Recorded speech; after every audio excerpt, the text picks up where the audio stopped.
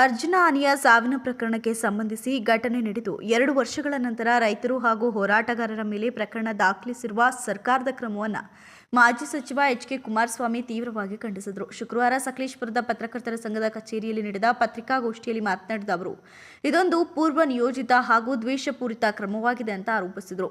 ಅರ್ಜುನ ಆನೆಯ ಸಾವಿನ ಘಟನೆಗೆ ಸಂಬಂಧಿಸಿ 2 ವರ್ಷಗಳ ನಂತರ ರೈತರ ಮೇಲೆ ಪ್ರಕರಣ ದಾಖಲಿಸಿರುವುದು ಪೂರ್ವ ನಿಯೋಜಿತ ಹಾಗೂ ರೈತ ವಿರೋಧಿ ಕ್ರಮವೆಂದು ಟೀಕಿಸಿದರು. ಅರಣ್ಯ ಇಲಾಖೆ ಇನ್ನು ಸಾವಿನ ನಿಖರ ಕಾರಣದ ವರದಿ ನೀಡದೆ ಎಫ್ಐಆರ್ ದಾಖಲಿಸಿರುವುದು ಸರಿಯಲ್ಲ ಅಂತ ಹೇಳಿದರು. ಪ್ರಕರಣವನ್ನು ತಕ್ಷಣವೇ ವಾಪಸ್ ಪಡೆಯದಿದ್ದರೆ ರಾಜ್ಯ ಮಟ್ಟದ ಹೋರಾಟ ನಡೆಸಲಾಗುತ್ತೆ ಅಂತ ಮಾಜಿ ಸಚಿವ ಎಚ್.ಕೆ. ಕುಮಾರಸ್ವಾಮಿ ಎಚ್ಚರಿಕೆಯನ್ನು ನೀಡಿದರು.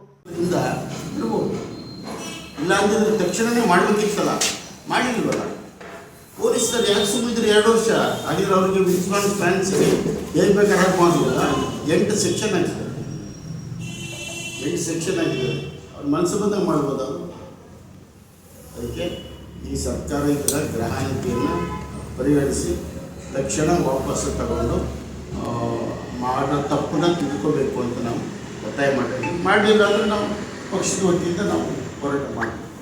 ಅದಿರೋ ಆಗಿದ್ದೇನು ಘಟನೆ ಏನಲ್ಲ ಆಗಿದ್ದು, ಬೇರೆ ಕಡೆ ಸ್ಥಳಾಂತರಿಸಿ ಅಂತ ಕೇಳಿದ್ರು.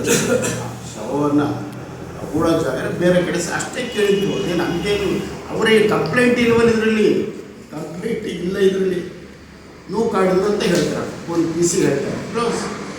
ಅದನ್ನು ಅಫೆನ್ಸ್ ಅದು ಏನು ಅಂತ ಇದೆ, ಇದು ಕೇಸ್ ಹಾಕಂತ ಅದರಿಂದ ನಾವು ಇದನ್ನು ಖಂಡಿಸ್ತಿದ್ದೀವಿ. ಜೊತೆಗೆ ಅವರು ಆಡಳಿತ ಪಕ್ಷವರು ಹೇಳ್ಕೊಂಡಿದ್ದಾರೆ, ಅವರು ಕೂಡ ಖಂಡನೆ ಮಾಡಿದ್ದಾರೆ. ಎಚ್ಚೆತ್ಕೊಳ್ಳಿಲ್ಲ, ಯಾಕೆ ಇವರು ರಕ್ಷಣೆಗೆ ಬರಲಿಲ್ಲ? ಅವರು ನಮ್ಮ ಹೋರಾಟದ ರಕ್ಷಣೆ ವಿಕ್ರಮ್ ಅವರು ಇರ್ಬೋದು, ಮಂಜುನಾಥ್ ಇರ್ಬೋದು, ನಮ್ಮ ನಾಗರಾಜ್ ಇರ್ಬೋದು, ಪಕ್ಷ ಎಲ್ಲ ಇದ್ದಾರೆ ಬಿಡಿ ಹೋರಾಟದಲ್ಲಿ.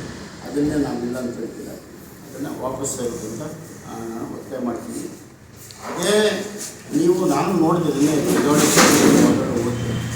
ಬೇರೆ ಬೇರೆ ಕಾರಣಕ್ಕಾಗೆಲ್ಲ ಕೇಸ್ ಹಾಕಿಸಿದ್ದಾರೆ. ಬೇರೆ ಬೇರೆ ಹೊಡೆ ಮಾಡಿ ಸರ್ಕಾರ ಯಾರು? ಕಾಂಗ್ರೆಸ್ ಪಕ್ಷ ಸರ್ಕಾರ. ಇವರೇ ಬೇರೆಯವ್ರ ಮೇಲೆ ಆರೋಪ ಮಾಡಿದ್ದಾರೆ. ಇವ್ರದೇ ಸರ್ಕಾರ ಅಲ್ಲ.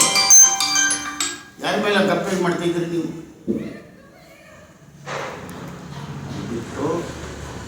ಈ ಪತ್ರಿಕಾಗೋಷ್ಠಿಯಲ್ಲಿ ಎಪಿಎಂಸಿ ಮಾಜಿ ಅಧ್ಯಕ್ಷರಾದ ಜಾತಹಳ್ಳಿ ಪುಟ್ಟಸ್ವಾಮಿಗೌಡರು, ಮಾಜಿ ಪುರಸಭಾ ಅಧ್ಯಕ್ಷರಾದ ಕಾಡಪ್ಪ, ಮಲ್ನಾಡ್ ಜಾಕೀರ್, ಮಾಜಿ ಬಿರಡಹಳ್ಳಿ ಪಂಚಾಯಿತಿ ಅಧ್ಯಕ್ಷ SD ಸತೀಶ್, ಸಚಿನ್ ಪ್ರಸಾದ್, ಮಾಜಿ ಜಿಲ್ಲಾ ಪಂಚಾಯತ್ ಸದಸ್ಯರಾದ ಕುಮಾರಸ್ವಾಮಿ, ಸಾಬಾ ಭಾಸ್ಕರ್ ಉಪಸ್ಥಿತರಿದ್ದರು.